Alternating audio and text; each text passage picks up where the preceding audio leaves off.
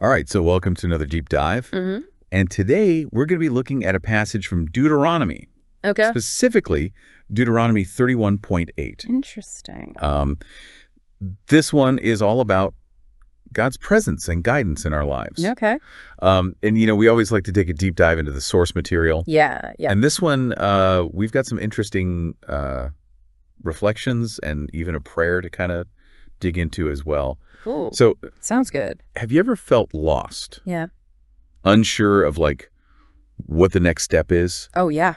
Like you're standing at a crossroads and you have no map. Definitely. Well, this passage speaks directly to that feeling. Well, and I think that's something we can all relate to, right? That Yeah. feeling of being lost. Yeah, absolutely. And it's interesting because this verse, it tops up at a pivotal moment. Okay. We're talking about Moses, who's led the Israelites for 40 years, getting ready to pass the leadership baton to Joshua. Right. They're about to enter the promised land. That's huge. Talk about a mix of excitement and just overwhelming uncertainty. Oh, I can only imagine. Yeah. Right. It's like stepping onto this brand new stage and the spotlight's on you, but you're not even sure what play you're in. Exactly. So when you think that a detailed to-do list would be helpful in that situation? You would think. But that's not what happens. Not at all. Is it? Instead of handing Joshua this tactical plan, right?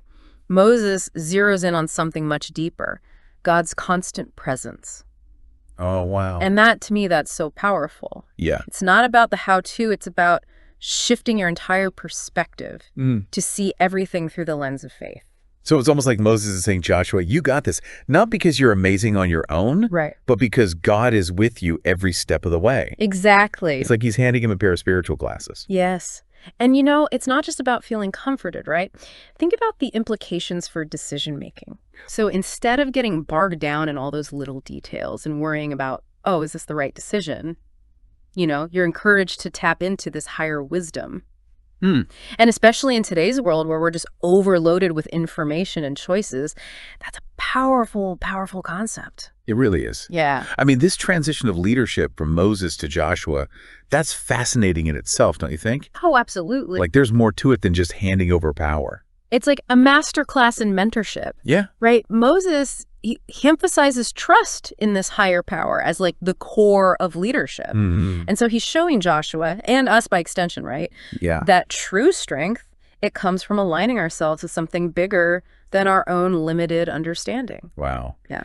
Now, the verse itself says, and I'm just going to read it here, "The Lord himself goes before you and will be with you. He will never leave you nor forsake you. Do not be afraid. Do not be discouraged." Powerful words. Right. I get chills every time I hear those words. Me too. They're just so reassuring. Yeah. So I'm curious, what part of this verse speaks to you the most? For me, what resonates most deeply is that idea that God goes before us, clearing the path, right? You're not alone. Yeah. It just fills me with this sense of hope and possibility. That's beautiful. How about you? What about you?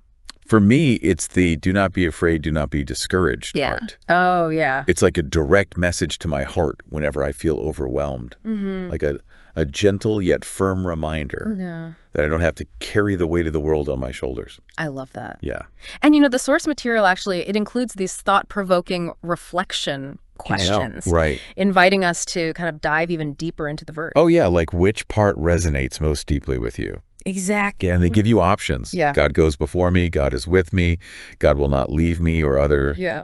They really want us to personalize this experience, don't they? They do, and then they even transition into this beautiful prayer.